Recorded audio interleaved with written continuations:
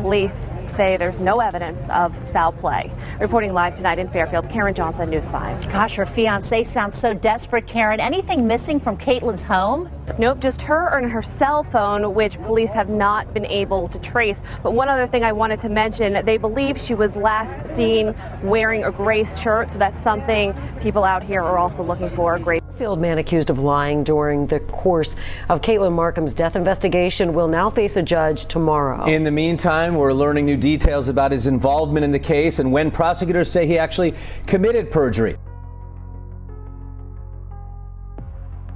Caitlyn Markham, 21, lived in Fairfield, Indiana, known for her creativity, slight eccentricity, and gentle personality. A talented artist since childhood, she was always found with paintbrushes tucked in her hair, constantly searching for something to create. In 2011, she was a graphic art student at the Art Institute of Ohio, Cincinnati, and worked part-time at a local bridal shop. She and her fiancé, John Carter, had been together for about 6 years, engaged for 1, and were planning to move to Colorado to live together. He was also very artistic, teaching glassblowing. Believe it or not, I actually started here by delivering a pizza. Oh, yeah? And I asked to volunteer my time, which became an internship I did for about 9 months. Wow. And this is my career. I love it. Wow. It's beautiful. In August 2011, Katelyn was just days away from turning 22, weeks from graduating, and only months from moving and getting married. Life was full of big, thrilling milestones. So when she suddenly stopped replying to everyone, and her phone went straight to voicemail, it was beyond unexpected. Her fiancé, John, decided to check her house after a full day of silence. Her car was parked outside, even though she should have been at the bridal shop at that hour. Inside, there were no signs of disturbance or forced entry. Nothing was broken or out of place. Her cell phone was missing, and her dog was wandering alone, which was immediately unsettling. At 8 p.m. on August 14th, John called 911. Hi, my name is John Carter. I am calling. I know that you're not supposed to report a missing person before 24 hours, but my fiance is missing. I can't find her anywhere. Okay, where did you see her last? I saw her at like 12 o'clock last night. She stays in a house by herself, so I'm really nervous. Her car is still there. Where was she at midnight last night when you left? She was at her house. She was going to bed. She wasn't going out to do anything, so she would have been in her bed. And I mean, I've been with her for 6 years. She's not deceiving, you know. She doesn't. Okay, and you guys didn't have an argument or anything? Not at all. The only thing that's not there is her cell phone, which is positive, but she's not answering it. So, and the Sacred Heart Festival is going on right up the street, and there's a lot of questionable people there, and it's just kind of, I'm sorry. John explained he had last seen Katelyn around midnight the previous night when he left her townhouse. He lived just a 5-minute walk away with his mother. John mentioned they exchanged a few texts, but hours later, Katelyn had stopped replying and didn't respond to his morning text. When the police arrived, they immediately noticed scratches on his neck. He said they were from his electric razor, but then admitted he wasn't sure, insisting it was nothing sinister.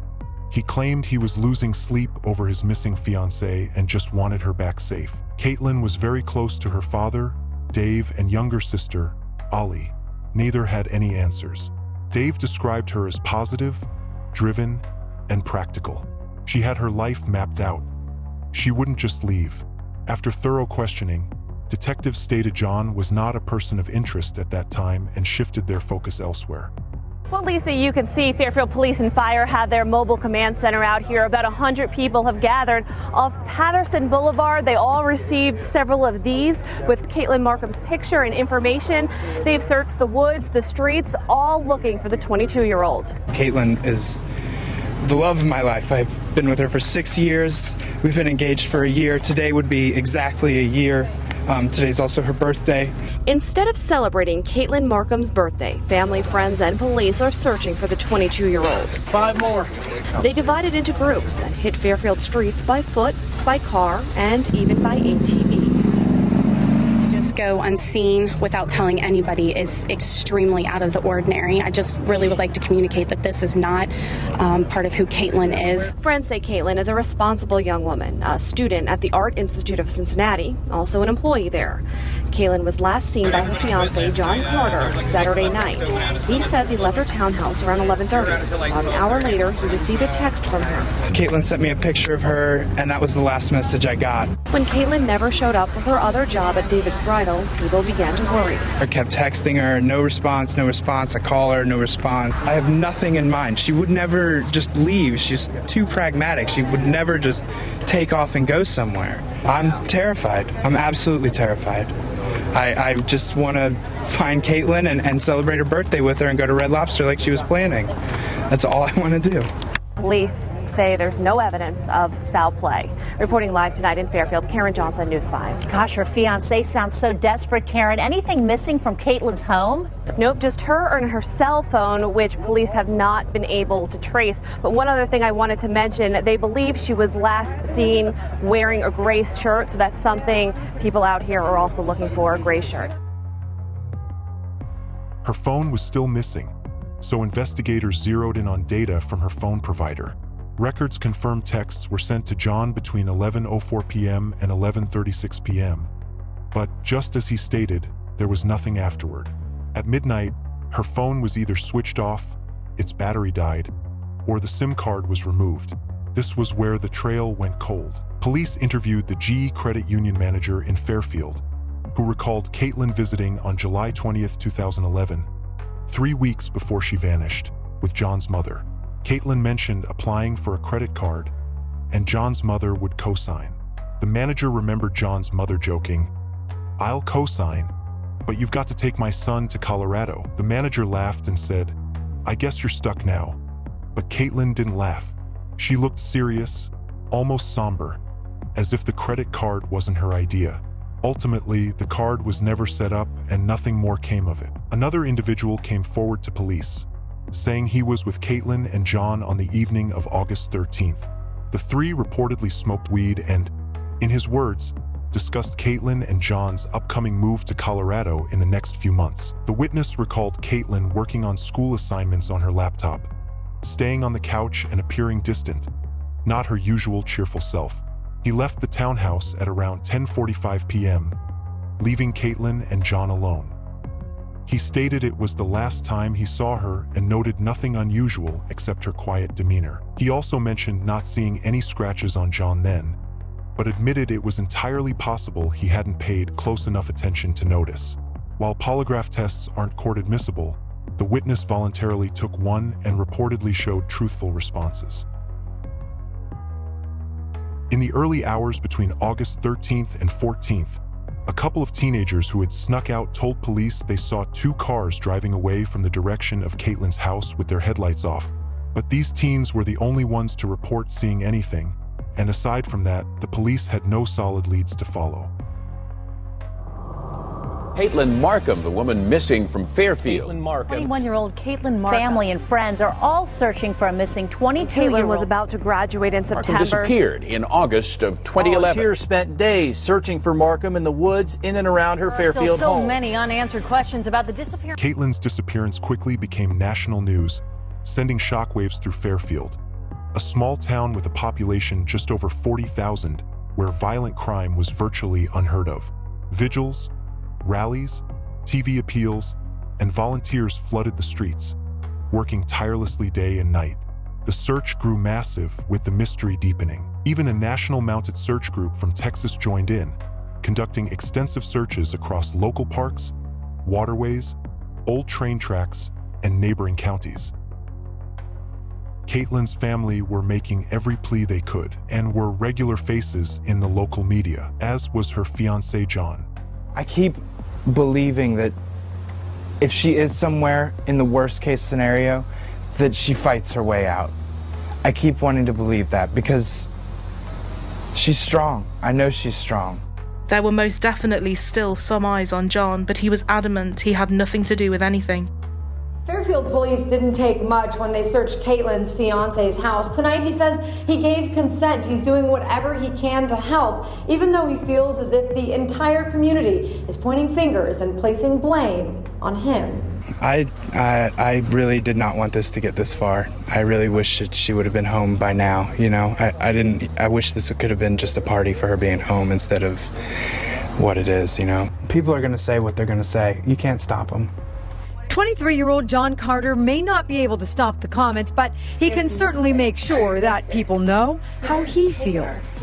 I'm not going to acknowledge the ridiculous things that people are saying because I know, I mean, nobody's going to know about me.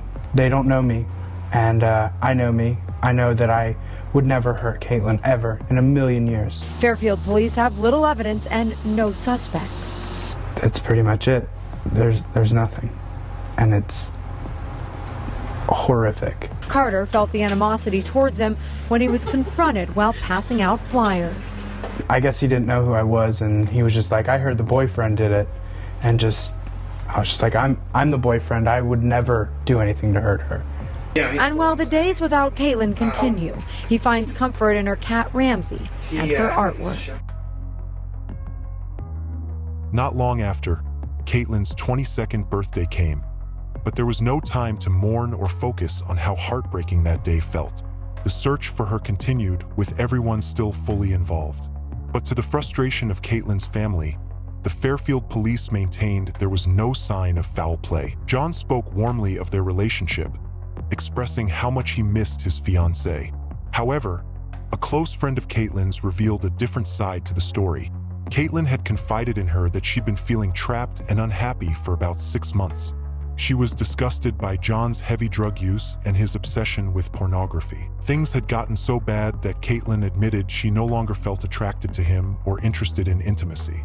She felt uncomfortable with the sexual activities John had been pressuring her to engage in, and he had become increasingly jealous and possessive, even when Katelyn simply spoke to other men. As more people began sharing their stories, it became clear that Katelyn had reached the breaking point in her relationship with John. She had wanted to move on, but John wasn't changing, and she couldn't excuse his possessive and cruel behavior any longer. Katelyn also felt uncomfortable with how involved John's mom was in their relationship, seeing things like the credit card as her way of trying to force them to stay together, despite Katelyn's unhappiness. Was it possible that she felt so trapped she just wanted to escape? Her family didn't believe so, not without telling someone or asking for help. Katelyn was a problem solver who always shared her thoughts.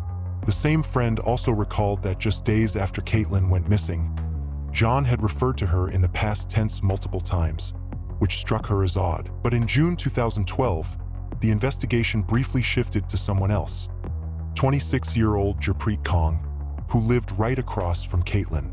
He was accused of sexually assaulting a Miami University student, leading police to wonder if he could be connected to Katelyn's case. However, after an intense investigation into his whereabouts that night, Fairfield police ruled him out, leaving them back at square one.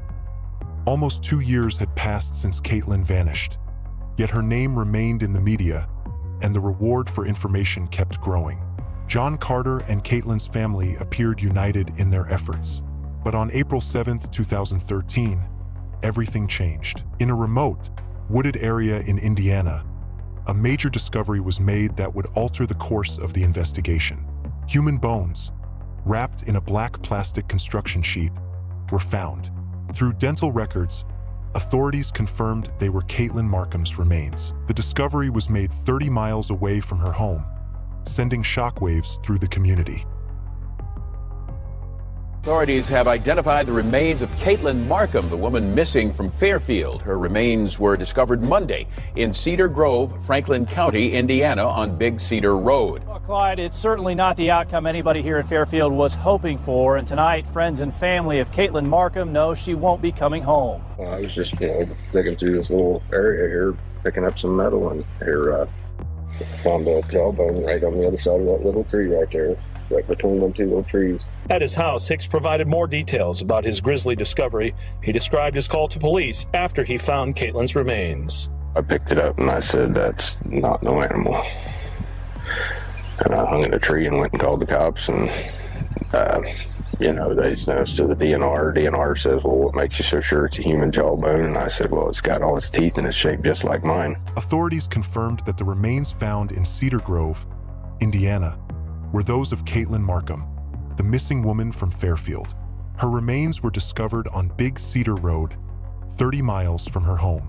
The discovery was made by a man named Hicks, who found a human jawbone while digging and immediately called police. Caitlyn's skull was found in a plastic bag, showing signs of significant decomposition, and the bones were not buried but dumped with trash.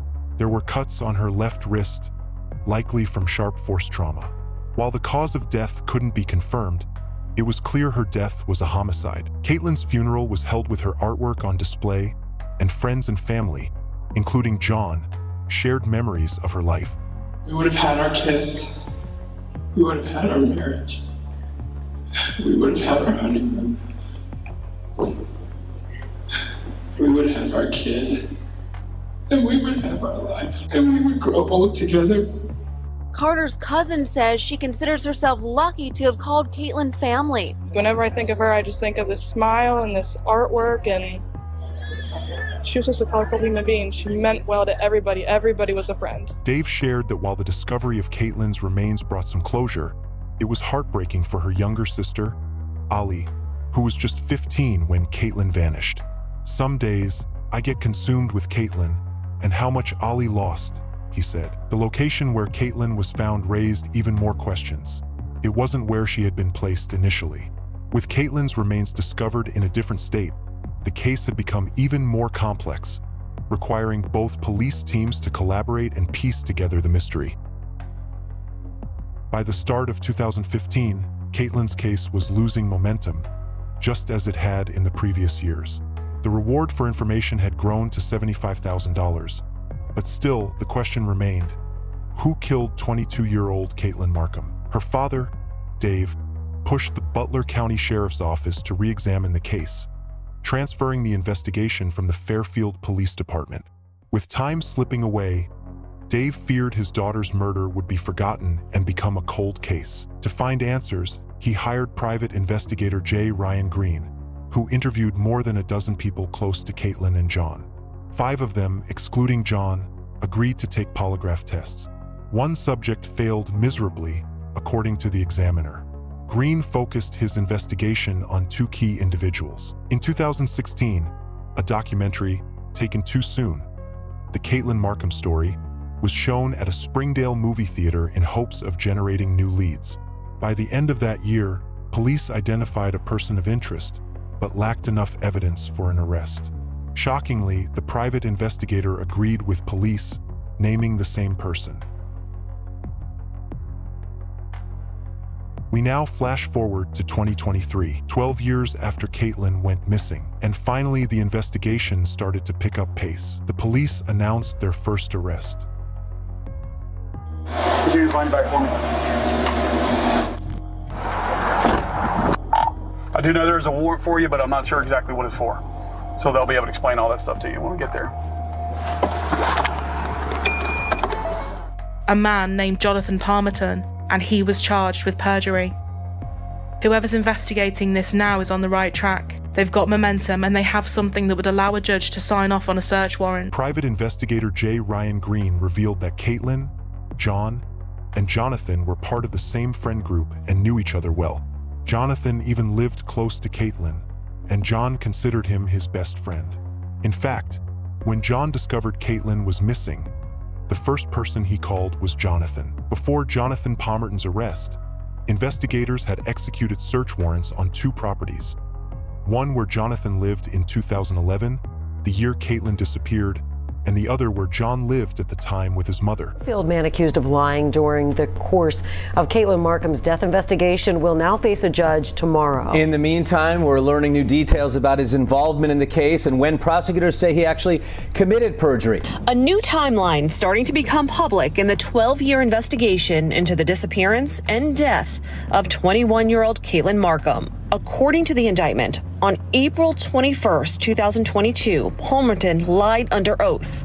Court records show he was indicted almost 6 months later in October. The indictment remains sealed until now. We've mentioned him before on this channel when discussing the case of Ellie White. Michael Strauss pleaded guilty to stalking and murdering Ellie and was sentenced to 17 years to life.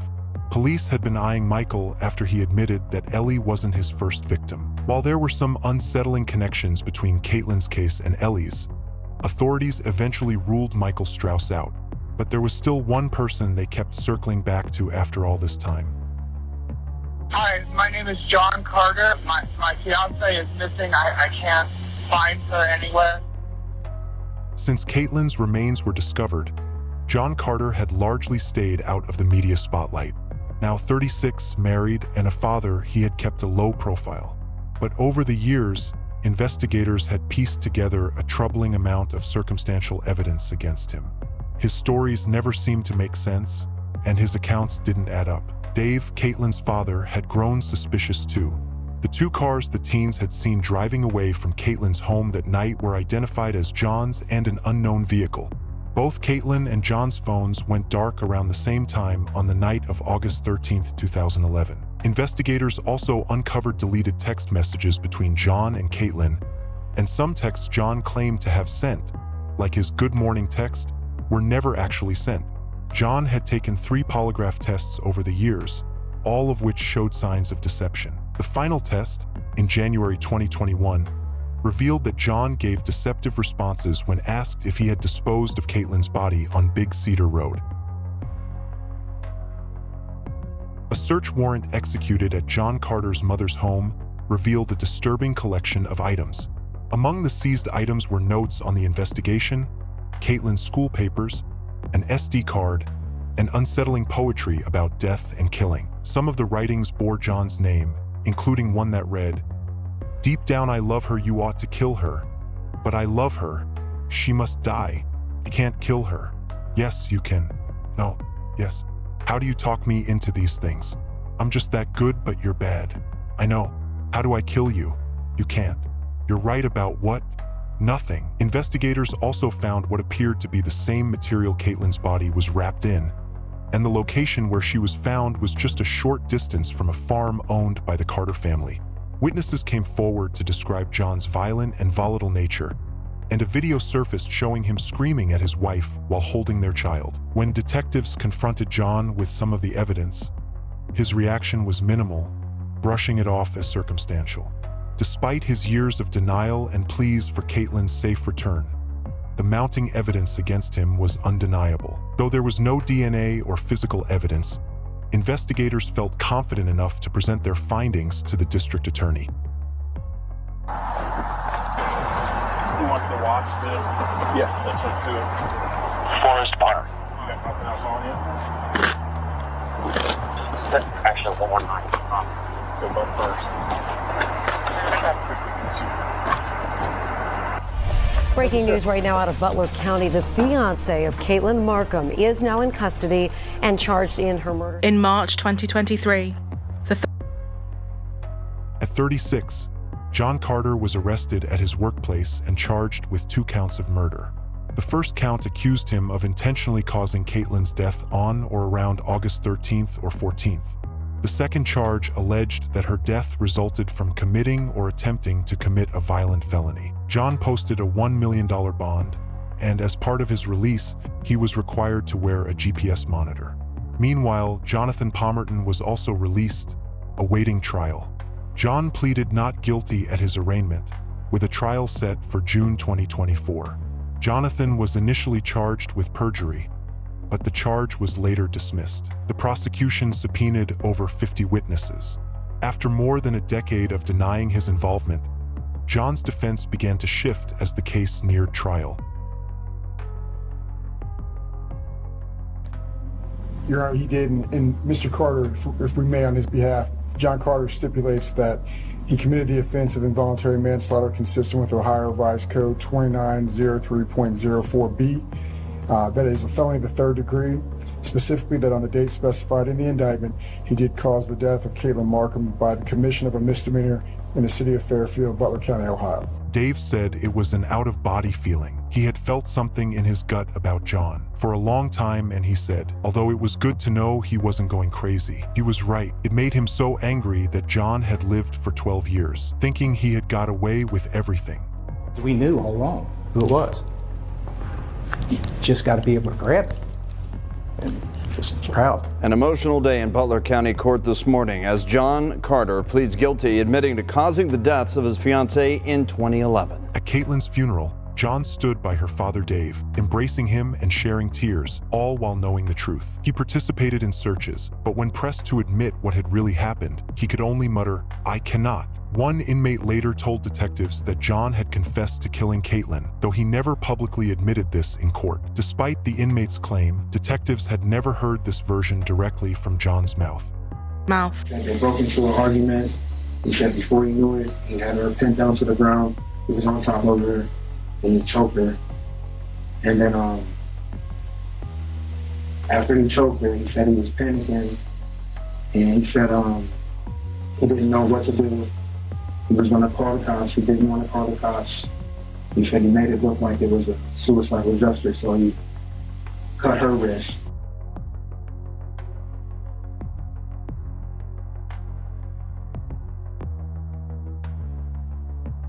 Despite the gravity of the crime, no one could have predicted just how lenient the sentence would be. The court handed down a sentence of just 3 years, the maximum for involuntary manslaughter, a third-degree felony. John Carter was sentenced to 36 months, followed by 3 years of release control. A detective involved in the case remarked, "I've interviewed hundreds of criminals, but John, he was the first psychopath I've ever met." While authorities couldn't definitively prove it, they strongly suspected another person was involved in disposing of Caitlyn's body, possibly even dismembering it. Despite finally knowing who was responsible, Caitlyn's family still doesn't have all the answers about what really happened that night. They may never know the full truth. That is why there's no closure. I still do not know the whole story. And not that I would have believed him because he's lied for 13 years, but he's offered no explanation, hasn't even tried. And that just, to me, that just shows his character. Do you think you'll ever get an explanation? No, I don't. And even if he writes a confession in prison, he's going to have to be more convincing than he's been the past 13 years. And in the short while, John will be out of prison and back to living his life, even though the maximum sentence was given and the judge's hands were tied. The lack of justice for Caitlyn is quite staggering and very, very sad. 14 years after Caitlyn Markham's disappearance, a butterfly-themed event was held near her home. Trees were planted, and attendees wore butterfly-themed items, honoring her memory. Caitlyn's father, Dave, said it was a reminder that he wasn't alone in his grief. So bright and happy, exuberant, friendly, outgoing. And she liked butterflies, and I don't know, there's been days that I've had bad days in the early on times, and the butterfly would come and fly around me, and I'm like, oh, hi, baby. She was bright, vibrant, coming out of her shell.